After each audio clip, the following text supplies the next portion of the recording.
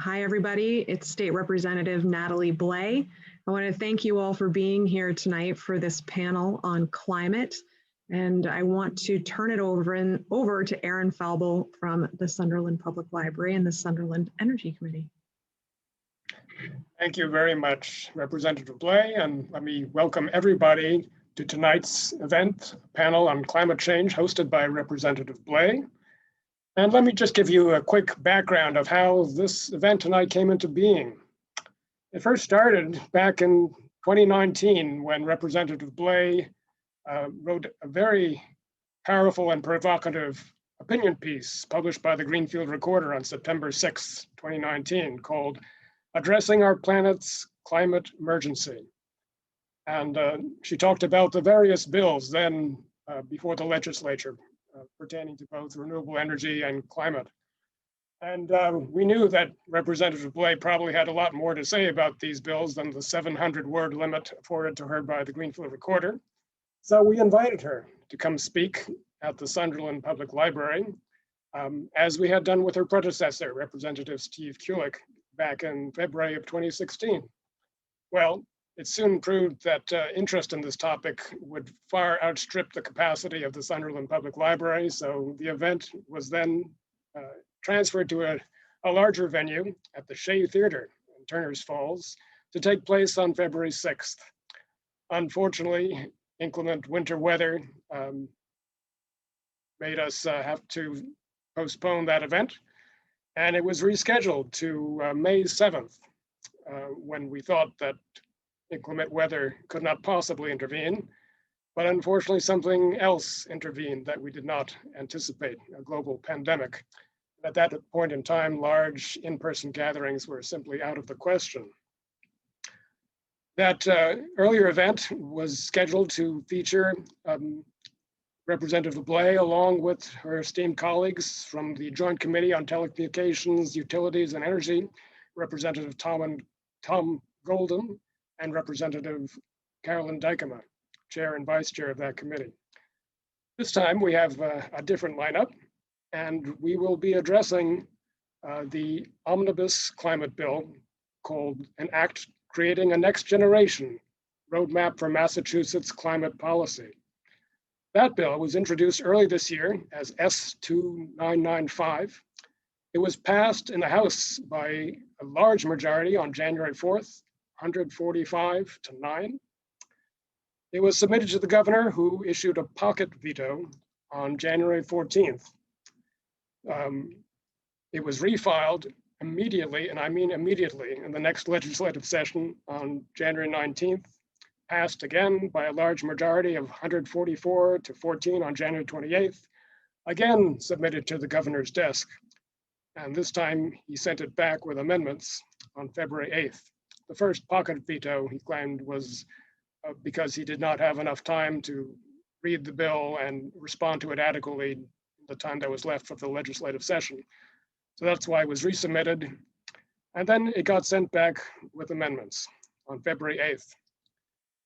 And that's where the bill stands today. And tonight we will no doubt hear about these proposed amendments, whether there's room for compromise and dialogue, or whether there are enough votes to override the governor's veto. And with that, I would like to hand this meeting over to my friend and fellow Sunderland resident, Representative Natalie Blais, who represents the 19 communities of the 1st Franklin District. And we here in Franklin County are certainly indebted to Representative Blais for her bold vision and leadership on this truly important issue. She will introduce her colleagues that will serve on tonight's panel and outline the format for tonight's forum. So please welcome Natalie Blais. Thanks, Aaron. Thanks so much for hosting us tonight and for being such an incredible member of the Sunderland Energy Committee. Sunderland Public Library holds a special place in my heart, having been a trustee there, and it's a really special place. I'm so glad to be able to do this in partnership with you. First, some housekeeping items for anybody who's watching. I just want you to know that this is being recorded to share with those who cannot be here tonight with us. This is obviously a very hot topic, and there are a number of people who signed up and submitted questions. As Aaron just told you, the governor has sent this legislation back to the legislature with amendments, and it is currently in the Senate. Like many of you, I had hoped that this legislation would have been signed into law by now, but we will get there with your support. The message that you have sent is loud and clear. Addressing this climate emergency is the challenge of our times, and we must act now. I'm very pleased to have some of my wonderful colleagues here tonight, our strong legislative partners in this effort, Reps Paul Mark from the 2nd Berkshire District, Joan Meschino from the 3rd Plymouth, and Liz Miranda from the 5th Suffolk. I'm going to give you a little background on all of them, and then we'll get going. Rep Paul Mark has been a champion for renewable energy solutions against climate change throughout his time at the State House. He has filed bills that include establishing a green bank, creating green jobs programs, promoting solar energy development, and better regulating utility companies. Rep Mark was recently named vice chair of the Joint Committee on Telecommunications, Utilities, and Energy.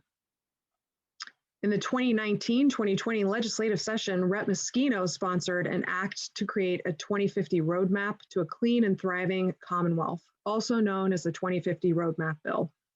The bill updates the Global Warming Solutions Act and was passed by the Massachusetts House in July of 2020. It was included as this omnibus climate bill passed in January, and Joan has been a tremendous leader in the State House on all things climate, and it has been such a pleasure to learn from her in my first term. I'm so happy to have you here, Joan. And finally, Rep. Liz Miranda, who is a true friend of Franklin County, having visited many of our local treasures this fall.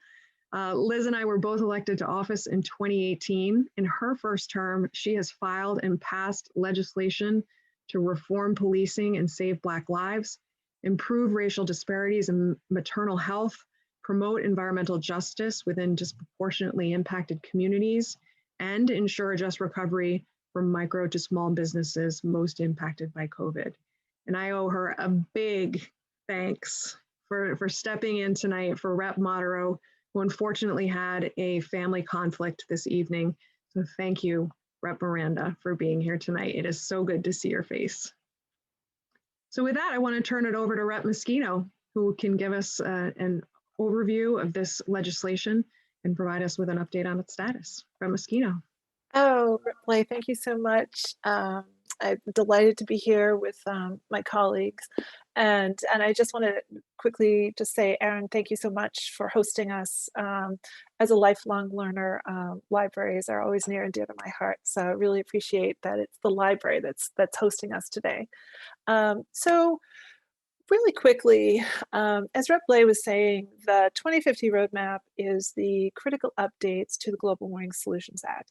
When I came in as a first term representative, I was very interested in climate. I represent Hingham, Hull, Cohasset, and Scituate, all coastal communities. If there's a huge storm going on, you're probably seeing one of my towns on Channel 5.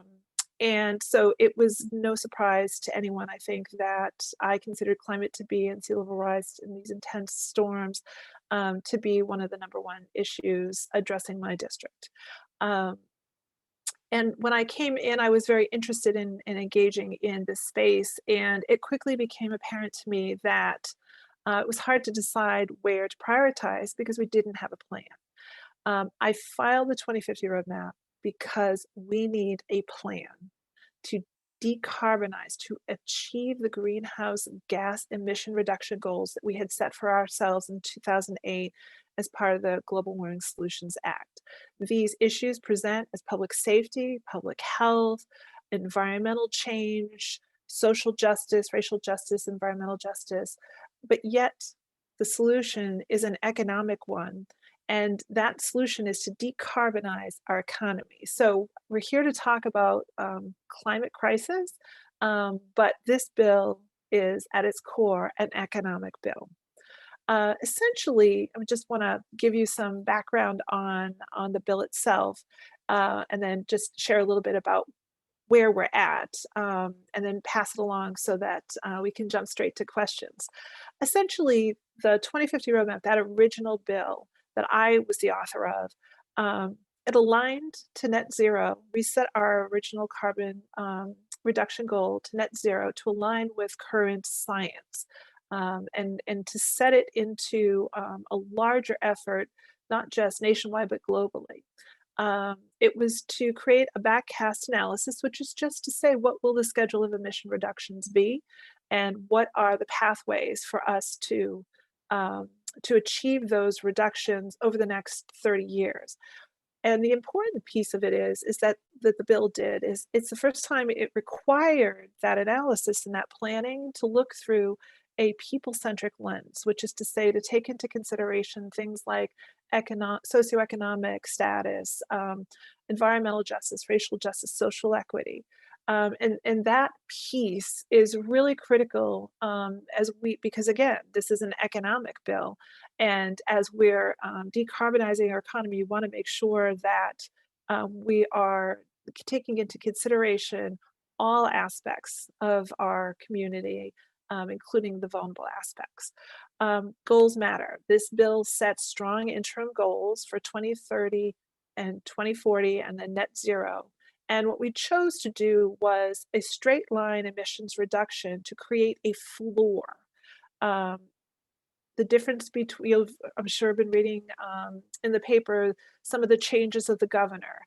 The point of having that floor was to drive innovation. This isn't going to be easy. This is a lot of work. But the whole point was to drive that innovation to achieve these goals over time. This was also a bill about transparency. We set strong reporting requirements, very frequent, a lot of public engagement. The idea was to make an iterative process, but really to have that kind of transparency and thus accountability both back to the legislature for the policy pieces that would be forthcoming and necessary to achieve this work in partnership with EEA, but also to have that kind of public transparency out to the public. And there was a few mechanisms in there to really authorize the EEA and the administration to actually conduct this work. The bill itself, as it made its way through the process, we were very fortunate. Chair Smitty Natalie actually gave it an early hearing and then actually reported out favorably very early in the process. And so when we were in House Ways and Means, we were really working to move the bill. The bill ended up becoming a vehicle that brought along a lot of other really tremendous environmental legislation. A couple of things, just to name a few of the things that it ended up carrying with it: nature-based solutions, low income solar programs, workforce development programs, the appliance standards. It's the Josh Cutler put out there. It's the energy that you don't use, right? That you save. And so what it really did was it created a vehicle that the original 2050 roadmap created a vehicle that became the next generation roadmap. The bill itself, as Rep. Blais was explaining, is come back from the governor's office with amendments for the legislature to consider. He had 10 days to get that back to us, and now we're reviewing those. It's with the Senate first, but what I would expect is, since this will be the fourth time we take it up, that we will, I'm sure that they will accept the favorable amendments. I'm sure Rep. Miranda will talk about the improvements the governor made around environmental justice, but I think that the bill we can expect to come soon, and I think we can expect it to come to look substantially the same as the one that we passed. So I'm just going to stop there. I'm happy to answer any questions and to get as technical and nerdy about the bill as you'd like. But I'm going to pass it back to Rep. Blais, and I'm looking forward to hearing Rep. Miranda's and Chairman Mark's remarks later too. Thank you. Thanks so much, Rep. Meschino, and thanks for all of your hard work. I know that you had a lot of long days trying to get that over, and nights trying to get that over the finish line. So thank you for your efforts in making this happen. With that, I do want to turn it over to Rep. Liz Miranda, who can talk a little bit more about why the environmental justice pieces were so important to you. Good evening to the great town of Sunderland. I want to say thank you to you, Rep, and my other colleagues on the call, and the library and the environmental organization who co-sponsored. These are great conversations to be had in community with community, and I'm just admiring what you're doing there. I had the chance to go with some friends this summer to visit. I didn't visit all 19 towns, but I felt like I drove through at least 10 of them on the hunt for Roxbury russet apples, which are native to my community. And it was so important to go not only to see where you're working, but I think that as one of 200 legislators, it's incredibly important to understand different communities, different people. Roxbury couldn't be further, I think, from the communities that are mostly agricultural. In your community here, we have an inner city community where my district is the most minority district in the entire state. I think where we do share some challenges is that both inner city communities with vulnerable populations are very similar to rural communities. Most of the time people don't see us or don't hear us, and it's really incredibly important as we do this work to connect. I am happy to report that I'm sitting in my district office on Dudley Street. I grew up in the Dudley Triangle here, and it's an important place because there's a book and 2 movies about my community. The book is called Streets of Hope. And, you know, I was fascinated that I went to Wellesley undergrad, and the first time that I'd met anyone that went to Wellesley College, they were visiting my community when I was 14 years old, and realized that one of the books used in the peace and justice curriculum was about this little community that was mine, that essentially won eminent domain power over its land because they had been polluted for so long that they fought everyone. And many people in this community were immigrants or Black Americans that had moved from the South to the South End and then had come into the community of Roxbury as it was changing. And by the time I was born in 1980, and in the early 80s, they created an organization called the Dudley Street Neighborhood Initiative, which is a phenomenal organization. That's my neighbor. That was able to not only take this eminent domain power to rebuild our community. We had 1,400 parcels of vacant land. We had illegal trash transfer stations. We had arson for profit. We were redlined. All of these environmental issues, when COVID happened, let the community and the world know that these communities had been largely impacted. And so for me, I have always loved walking into rooms where climate is discussed and everyone's seeing this Black girl and folks are wondering, you know, what does she know or what does she believe in? But I have stood steadfast in realizing that actually the greatest correlation with toxicity has been race. And as we look at our communities, Roxbury dies 30 to 33 years earlier than the Back Bay, which is just 5 bus stops away. Which is wrong. We have 5 times the asthma rate. And when COVID happened, we were disproportionately infected with COVID-19, but also in the number of deaths, when we look at the population of over 40% of the people who died of COVID-19 in Massachusetts were Black and brown people from Black and brown communities. And so everything has to do with the environment. And I've been sharing that since I walked into the State House, and I was so incredibly proud that we were able to get this EJ amendment. And thank you to Rep. Joan and to Aaron to share this sort of ping pong situation.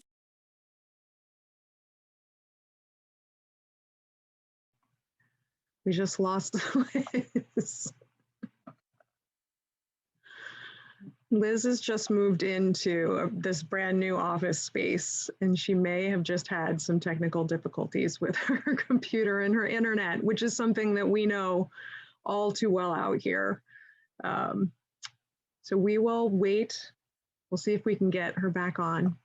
In the meantime, why don't I take this opportunity to introduce the new Vice Chair of Telecommunications, Utilities and Energy, Rep. Paul Mark, the Dean of the Franklin County Delegation, to talk a little bit about this new role.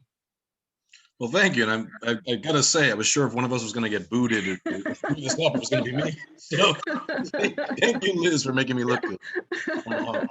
Thank you for Natalie for setting this up, and thank you to the Sunderland Library for having hosting us all tonight. For people that are watching this that aren't familiar with me being on calls like this since COVID, where I live, there's not high-speed broadband and there's not cell phone service that's available at my house. And so I'm calling from the car and it's dark out. So you're not even gonna see me sitting in the car. You're just gonna see this, and I apologize. But regardless, it's still good to be here. It's good to have Joan here. This is a little known fact. You actually have 2 Kentucky colonels on the call right now. Me and Joan both completed the CSG Toll Fellows program, which makes us appointed Kentucky colonels in the state of Kentucky, just like Colonel Sanders, the chicken guy. We're the equal rank. And then thanks to Liz Miranda as well for taking the time for a while before she got kicked off. I really actually appreciated her comment on the similarities between urban communities, inner city communities, and rural communities, and the fact that we're often overlooked and that we're really natural allies. And I know myself and Natalie and many others in the delegation, we try to make that connection. And so it was really great to hear her say that from the Boston perspective. And so this session, completely unexpectedly, I was named the vice chair of the Joint Committee on Telecommunications, Utilities, and Energy. And the great irony here being, I have asked to be on this committee every session except this one. so this time, for anyone who doesn't know my background, I was a lineman at the telephone company before I got into public service. And then I filed obviously a lot of clean energy and renewable energy bills. And I also have an interest because of the broadband component. So I've always asked to be on this committee and finally got it. So next session, if this strategy holds true, I'm going to ask not to be put on Ways and Means as chair, and maybe they will reward me by making me chair of Ways and Means, which seems very unlikely. Hey, Paul, could I interrupt you for a sec? Yeah. Liz just got back on. Oh, okay. So I don't know, can you see? I know I can't see you. But I got kicked out. I'm so sorry. I was like, I'm going to come right back to you though, Paul. Sorry, Paul. You can be on Ways and Means too. Like, you know. There are 4 real main tenets of the EJ amendment, and I just want to shout out for a moment Rep. Modero, also looking at Senator DiDomenico, Senator Moncori, and also looking at my colleague, Rep. Dubois, that represents Brockton. Brockton, East Boston, and my community are very similar. And the 4 main pieces is that we wanted to make sure that we defined environmental justice populations. We defined environmental burdens and the environmental justice principles and codify that into state law. The second thing was requiring any environmental impact report to take into account the impact on nearby environmental justice populations. This was so important because the people who live in these communities, people like myself who walk down Dudley Street every day, are the people that should be leading the effort on how we rebuild or build our communities. And it requires additional public participation in these projects. My district is over 50% foreign born. We speak a multitude of languages. And what we found is that projects were continuously being built in our community without the proper engagement of our community. Things were not translated, things were not promoted in our communities. And that was an incredible problem because you can't fight something that you don't see happening. And so that piece around the environmental impact report, forcing developers or agencies to say what will actually happen to our communities when and if this happened. If this had happened in the 70s, we wouldn't have the lead-filled lots that we have all over our community that have led to detrimental impacts to our young people in our community. The third was to create an Environmental Justice Council and to provide recommendations to the Secretary of Energy and Environmental Affairs on an ongoing basis around what our communities need. There are about 137 EJ communities that are defined by the English language isolation, the percentages of people of color, and their socioeconomic status, which is incredibly important to look at all three factors, because there are communities with large populations of people of color, but they're wealthy. And so to think about out of those 137, are there communities that have all three or 2 out of 3 of those demographics that we're trying to measure? And the last, I just want to say, is that the work really is about shifting the power of development back to the people. This community built schools, built over 300 units of housing, was able to rebuild our roads and make our communities safer, right? And we know that we live in communities most impacted by environmental injustice, and we have the right to say how, when, and what we should be doing to revitalize our neighborhoods, and not the developers. And so I really want to thank everyone who is listening today about this angle that I come to this work about my own personal lived experience. I currently still live in this community. I care about what it's doing to me and my community. And also, I just want to thank my colleagues who are way smarter than me on the environmental climate fight. But the idea is that in the combination of real lived experience, understanding that communities are impacted differently, and looking at the roadmap, it was an important piece to make sure that this was solidified in the roadmap. And I want to thank all of you for making sure that that message was clear to leadership and to the executive branch, that we wouldn't go any further without thinking about these special communities in our Commonwealth. So thank you all for inviting me tonight. I hope I was clear and concise, and sorry about dropping off. Rep Miranda, you're amazing. And seriously, what you have been able to accomplish in your very first term is nothing short of extraordinary. And I am honored to be working alongside you. Thank you. And you come back to Franklin County, Hampshire County, First Franklin District, Hampden County, anytime. We'd love to see you again. Thanks for bailing me out. Thanks for being here tonight. All right. Back to Vice Chair Paul Mark. Sorry about that interruption there. Yeah, no problem. You can also come to Berkshire County sometime when things are safe. It'd be great to see you that far. I'll be there. Awesome. Thank you. So with the new assignment in telecom, which obviously an extremely important subject matter, policy matter for the region, for my district specifically, and a focus of a lot of the work I've been doing anyway, it's kind of an exciting place to be.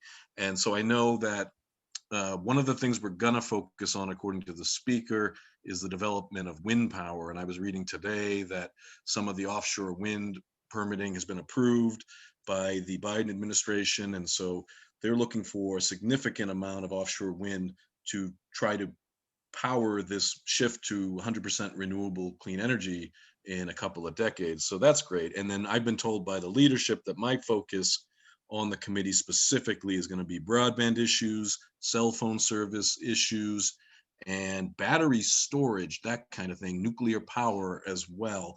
So a lot of exciting avenues to look down as we start moving into the legislative session and as bills start getting assorted by subject area and assigned to specific committees over the coming weeks. Now, some of the things that are already happening, we have this next generation roadmap bill that has been sent back to the governor. And this time he took the bill, he had enough time, and there was no opportunity for him to have a pocket veto. And he sent back several amendments to the legislature.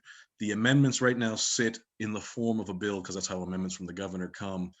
And they sit before the Senate Committee on Bills in the third reading as we speak here tonight. What I have heard from Speaker Mariano is that when we take up these amendments, now we have the authority to accept amendments from the governor, reject amendments from the governor, or also offer new changes ourselves. What the speaker is saying is that as far as substance goes, we are not going to be changing the bill from what we have passed now 2 sessions in a row. And I have to give the speaker a lot of credit. He immediately took that vetoed piece of legislation and worked together with the Senate president to get this back on the governor's desk as quickly as possible. And while I had a lot of respect and great interaction with the previous speaker, and he was a really great speaker as far as I was concerned for our district and our region, that was probably something that Speaker DeLeo wouldn't have done because he was more interested in consensus.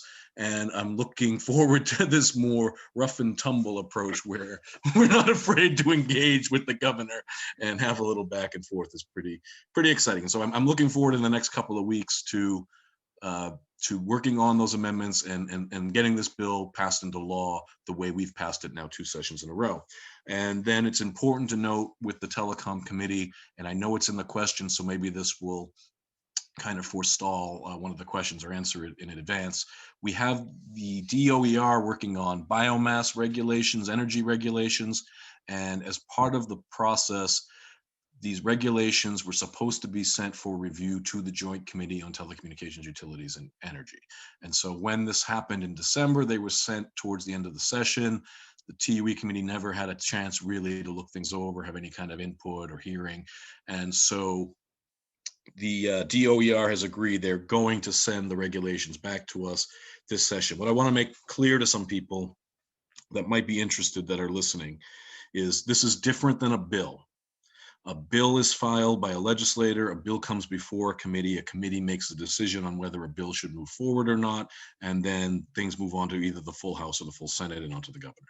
This is different. Regulations are developed by these administrative agencies like DOER.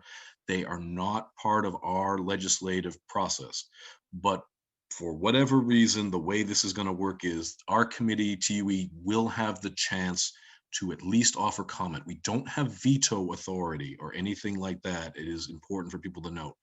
But the plan is, everything I've been hearing from both the region and from people around the state who have been in touch with me in the role of leadership on TUE, is that we do not want to accept, we want to make a statement that the way these regulations are being drafted are probably not consistent with the legislative intent, and that we want to make sure we keep stability in this renewable energy market and not make any sudden changes. So that's going to be one of the things we're all working on in the near future in the TUE committee. And then again, as more bills start getting sent to us, I hope the speaker knew what he was doing, because he's put someone that's really pro-energy, pro-renewable energy, and pro-green energy and green jobs on the committee. And I'm really looking forward to being a voice for this region on all of these matters, as well as telecommunications and energy storage. Thank you. Thanks, Paul. I appreciate that, and know that you are such a tremendous advocate for certainly our Commonwealth and a clean energy future. So thank you for being here tonight, and I'm so happy that you have this new role on the TUE committee. It's really incredible. So first of all, I do just want to give a shout out to Rep. Mindy Dom, who is watching from her district, and say hello to her and thank her for being here tonight. I can see her name popping up in the attendees. And when you registered, you had the opportunity to submit questions for this panel. And we do have 85 people who submitted a registration and questions. So I'm going to try to get through as many questions as possible, but with 85 RSVPs and so little time, I did have to prioritize based on the number of questions that were asked most. So with that, one of the questions asked was, what pieces of legislation that have been introduced in this next session are you most excited about when it comes to climate, that you feel is most urgent? And what can residents of the Commonwealth do to support you or the bill sponsor in advancing that? Rep. Meschino, would you like to go first? Sure. So great question. So there's probably 6,000 bills got filed this session. And we're starting to circulate amongst ourselves, seeking co-sponsorships. So it's just starting to scratch the surface of what's out there. But what I've seen so far is really exciting. I think everyone, there were a lot of refiles, but there were a lot of new bills as well. And it feels like people were inspired by the next generation roadmap and have started to focus in on what I call sort of, going from sort of that high level policy to the work. So some of the things that I just personally found really exciting. There's a lot around building and weatherization and how we're heating our buildings. I'm sure it's no surprise to anyone here that the two big sectors, we targeted our energy generation, and we've got 20,000, I think it was 20 million metric tons of carbon in the first 10 years by switching over some of our power generation. And now we need to really be working on the other sectors. And so there's some really exciting net zero building and energy stretch codes that got filed, looking at people like Rep. Gouveia, Rep. Robinson. Just off the top of my head, I also filed, so sorry, we have a cat. I also filed a building code, a net zero building code as well. So that's been pretty exciting. And that stuff's all pretty new. So we have to start sort of chewing and vetting on that. There's also a lot of transportation bills this session too, around electrification of vehicles. I filed a couple of things around zero emission vehicles, but there's a lot on fleets as well, and so it's been very exciting to see that. I think there are 2 or 3 100% renewable bills. Chairwoman Decker, she had filed the original 100% renewable bill last session with our colleague Rep. Garberly, and she was able to get a commitment to increase the RPS up to 40%. Now she's refiled her bill with it's kind of an exciting new take on it. I haven't really sort of immersed myself in it yet, but that was very exciting to see. And I know a couple of other people had filed it. And then I would encourage people to look at Lori Ehrlich. Rep. Ehrlich filed the Futures Act, which is really about how we transition away from natural gas into other forms of renewability. And then the last one, of course, is our colleague, Chair Driscoll. He refiled the former Representative Jen Benson's carbon pricing bill. So I think those are some really big ones to take a look at. And I think it's going to be a really exciting session to see how some of these things move forward and play out, because they're all key important components of our long-term success. So I think it's going to be a good session. It's exciting. Thanks, Rep. Appreciate that. Paul, are you excited about any particular pieces of climate legislation? Oh, I'm excited about them all now. I get to look them all over. And just to put that in perspective, for the last 3 sessions, I've been on committees that don't have really any policy before them. So I haven't been on a committee with policy since 2014. So it is actually exciting to, get back into bills and considering how these things should move or shouldn't move, or where they should head. And so, yeah, one bill, and Rep. Meschino mentioned it, Rep. Driscoll's bill, not only does it contain the components about carbon credits, but it also contains what was the Green Works bill last session. And so the Green Works bill, long story on that is, for sessions now, I have filed what is known as the Green Bank. And the Green Bank is a public bank, with the idea being that it would serve, it would have a different set of metrics. It would be chartered in a way that it would focus on renewable energy projects and green energy projects. And so it would be available to lend money to projects that maybe can't get financing from a traditional for-profit, Wall Street driven bank and that kind of thing. And these green banks exist in other states, and they've had, pretty good levels of success. And so when we had Speaker DeLeo come out to Greenfield, he spoke at the chamber breakfast, and he was mobbed by hundreds of people wearing solar stickers and talking about solar and green banks. And then when we had former Chair Golden come out to Greenfield and visit with Greening Greenfield, he was mobbed by people with solar stickers and information about green banks. And as the audience, I'm sure, is well aware, you can be very persistent, which is a good thing. And so that concept translated into this Greenworks bill, which, the way we passed it in the House last session before the pandemic hit and kind of changed finances and changed everybody's focus, it was $1 billion to be spent over 10 years, $100 million each year, to help municipalities and regional entities and different partners, reinvest in green jobs, green energy, renewable energy, that kind of thing. And the best part of it was 10% of it was reserved for rural communities. And so having Rep. Driscoll refile that in conjunction with the carbon tax idea, is a bill that I hope is going to get some traction and that we're going to spend a lot of time looking at it. I filed the Green Bank bill as well. Again, I don't care which one of these things happens, as long as something happens that makes green jobs and renewable energy happen. I filed a bill about public buildings having solar, so every new public building would be required to make sure there was room for solar or something similar that would bring it to net zero as they are built by state government. I've been filing for years a bill about green jobs, so it was kind of the Green New Deal idea with financing from the electric companies years ago. That's still in the mix.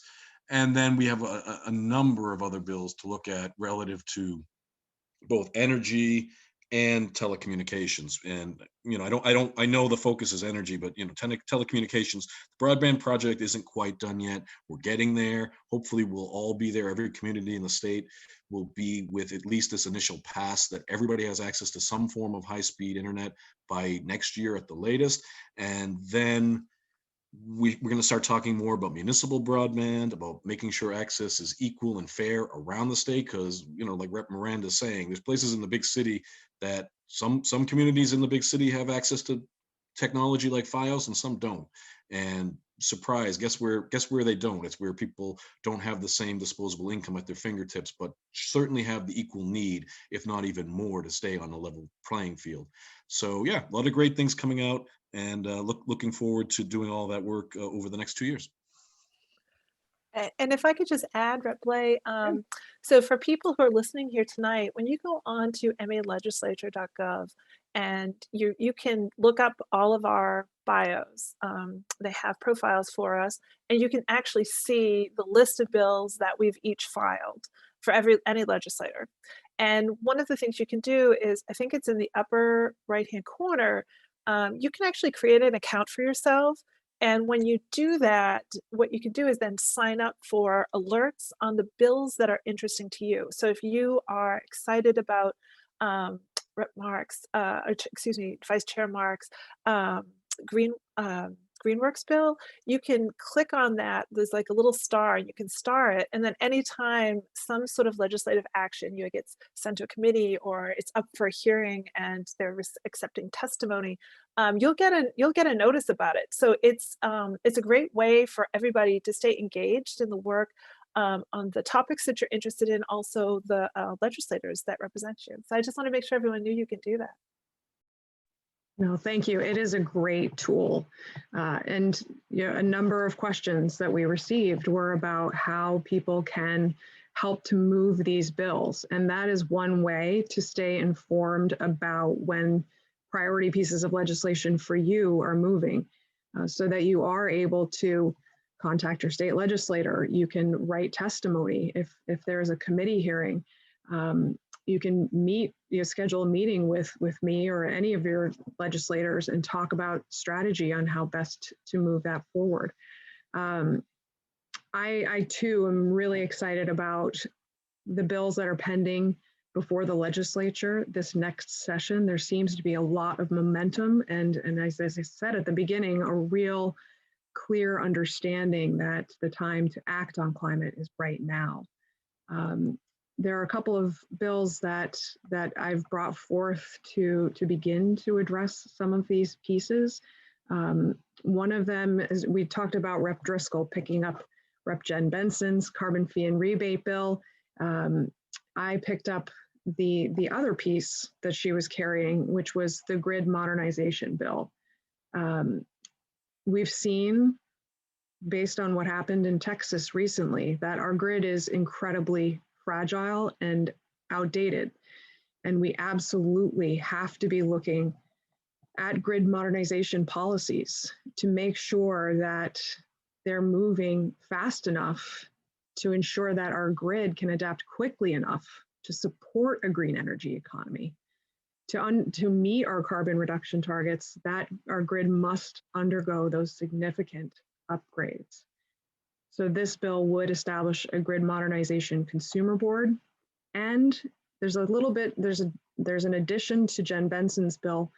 It requires natural gas companies to submit fossil fuel phase out and electrification plans that describe how the company will phase out natural gas and replace that service with electric alternatives. So I'm hopeful that we'll be able to move that piece of legislation forward this session, recognizing that we had a real life catastrophe happen in Texas, and that was a result of climate change. And we will see more significant climate change events in our future that we have to be prepared for, and that our infrastructure has to be prepared for. I filed another bill to increase regional transit accessibility in the Commonwealth.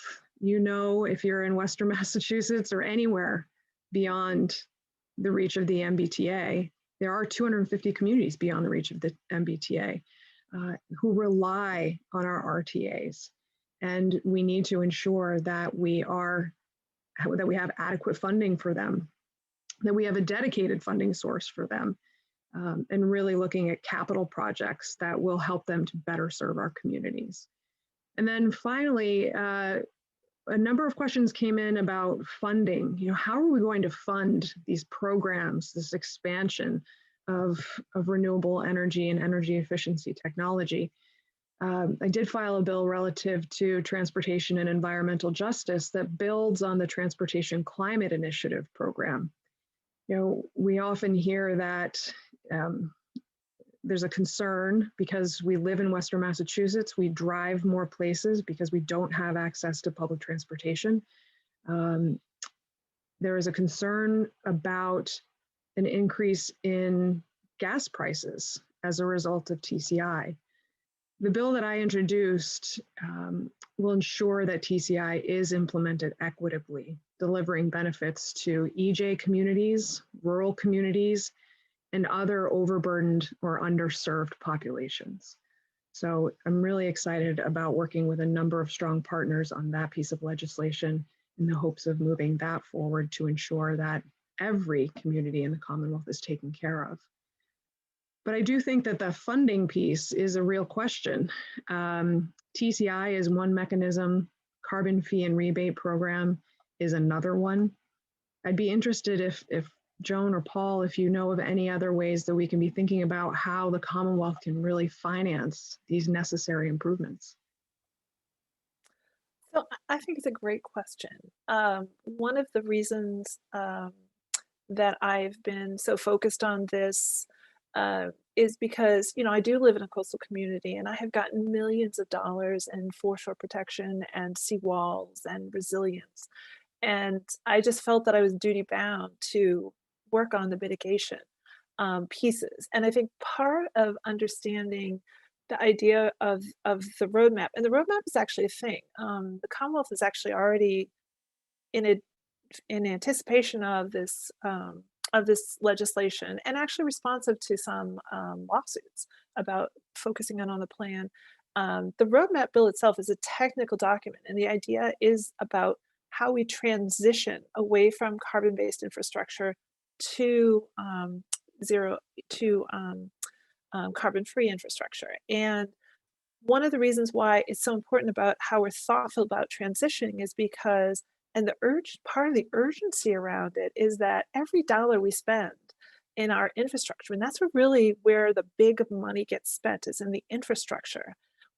We want to make sure that those sunk costs don't become stranded costs. And I think that's one of the big pieces, is being thoughtful about how we lay the foundations for those things. So just referring back to one of the bills I'm talking about is it's about how we call for the infrastructure necessary to start the transition to electric vehicles, right? Or how we start to, we focus the building codes and stretch codes and energy codes and the net zero codes on new buildings, right? So that you don't have one more building that goes up that then has to be retrofitted, right? And so some of it is about smart planning and cost avoidance. The other piece that I just wanted to toss out on the cost front is, so we already have carbon pricing. I don't know if most people realize this, but as part of the original Global Warming Solutions Act, and we were focusing in on the energy sector, we put in place what was called the Regional Greenhouse Gas Initiative, RGGI. So Reggie's been in place for what, 10 or 12 years, and that is carbon pricing. It's cap and trade. What Governor Baker's talking about with his TCI, Transportation Climate Initiative, is cap and invest. And so to some extent, when you're talking about the carbon pricing, it happens at the wholesale level where the cost is internalized relative to that sector. So, I just want people not to worry about it. It definitely is spending and increased costs. The flip side to that coin, though, is understanding what the cost of carbon really is. So if Rep. Miranda was still on with us, I mean, should talk about the impacts that carbon has, public health impacts that they have on, on her communities, on environmental justice communities. And I'm going to give you this example: asthma. School-age children, there's a growing prevalence of asthma among school-age children. So if we electrify our bus fleets, then that's 2 times a day that your child is standing at the bus stop not getting a regular dose of particulate matter. And so you will see, as we start to do some of these things, the cost benefits, the savings, the cost benefits might show up in other sectors. For example, public health. Or so I just wanted to say it's a much more complicated sort of wholesale cost benefit analysis that we're doing. So yes, it will take a lot of money, but we're going to be spending that money on our infrastructure anyway. So it's about being thoughtful how we spend it, and then taking in and socializing and understanding the whole social cost of carbon and why we're doing it, both for public safety, public health, environmental health, and environmental justice. So I just wanted to toss that out there. No, that's a great point, Rep. Meschino. Absolutely. The long-term costs can really be substantial if we don't address these issues now. And the longer we wait, the more expensive it'll be. And that's why bills like the Greenworks bill become really important, because a lot of the infrastructure that we'll be putting in place happens at the municipal level. All the action happens at the municipal level. So giving our communities the ability to apply for grants through, say, through this Greenworks bill, or through the Green Communities Act, or the Community Compact, or MassWorks grants. A lot of these things are money that's coming into our districts that now are going to be prioritizing climate and decarbonization. Even think about some of the school buildings and the library building programs, and how we infuse some of these things in there. So there will be a lot of financial supports through those mechanisms as well that come into your communities to help you make these changes and these investments. It's very exciting. And I think we're all waiting to see what happens at the federal level, to see if there might be some investment that we can be taking advantage of on that front. Hopefully there will be money coming. Paul, you mentioned the telecommunications role of your committee, and one of the questions that came in was about 5G and smart meters. I was wondering if you could share any information on those issues, if it's something that the committee will be taking a look at. Well, and just one last punctuation mark on Rep. Meschino's excellent comments is, and yours as well, Rep. Blais. When we don't take the time to invest, and we don't make these costs in the short term, like Joan said, you're talking about enormous costs in the long run. And the example of Texas, what's going on right there, the example of Lawrence, Massachusetts with gas lines, what happened there. And for anyone that doesn't know, half the city exploded because there was inadequate maintenance of these gas lines by Columbia Gas. And then with broadband out our way. So one of the biggest obstacles to getting this broadband project moving was the lack of upkeep on the utility poles. And those were bills I had been filing and co-filing for years about upkeep of telephone poles, and making sure that these double poles aren't left in these horrendous looking 2 poles side by side. So just good examples of what disasters can happen, or what inconveniences that cost communities so much more money by not maintaining that upkeep. And so now it's interesting you ask about 5G and grid modernization. With 5G, we've actually created a new separate committee for the first time that Representative Linda Dean Campbell is chairing, on 5G wireless and how that will work and what the effects are and that kind of thing. So strangely enough, the Telecommunications Committee actually isn't going to get those bills. So when I talk about wireless, that's going to be under my purview, is going to be more about getting cell phone service to communities that don't have it right now. Hopefully maybe some affordability issues, access, more that kind of thing, but not really studying that technology in the vein I think you're looking for. A completely new committee has been created for that because it is such an important issue and one that we take very seriously in the legislature. Great point, Paul. There were a number of new committees created this session, and I'm really excited to see what the work that committee will be doing. With that, it's just about 7:30 here, so I want to be respectful of my colleagues' time and certainly everybody who's watching. I want to thank you all for coming out tonight, for submitting such wonderful questions. Again, I'm sorry we couldn't get to all of them. There were so many, but certainly don't hesitate to reach out to me if you are a constituent of the 1st Franklin District, or to your state representative at any time to ask those good questions. And we are so lucky to have such active citizenry here in Western Massachusetts that really cares deeply about these issues and is willing to step up and take the necessary steps to make sure that we're moving these critically important pieces of legislation. I view you all as partners in this effort, and I can't thank you enough for bringing your passion to the table to really help us make change happen. So I just want to thank my colleagues, Rep. Meschino and Rep. Mark, and certainly Rep. Liz Miranda for spending an hour virtually in the 1st Franklin District tonight. I so appreciate all of you, and am so lucky to be working alongside you. I also want to thank the Sunderland Public Library, the Sunderland Energy Committee. Aaron, would you like to say a few words in closing?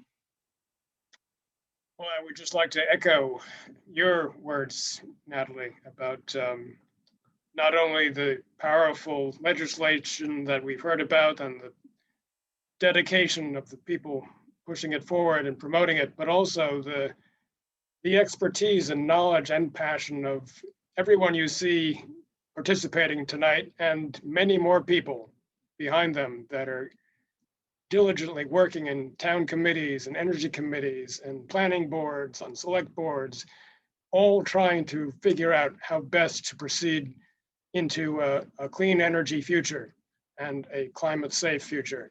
It's not going to be easy, and it's going to cost money, but we're prepared to take that journey and take it where we want to go. So thank you again, everyone who's been on this panel and everyone who's been listening. And as far as I can tell, this has been a success.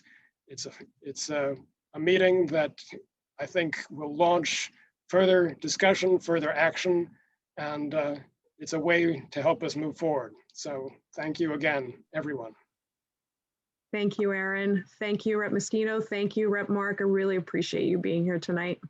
Thanks to everybody who showed up for this important conversation.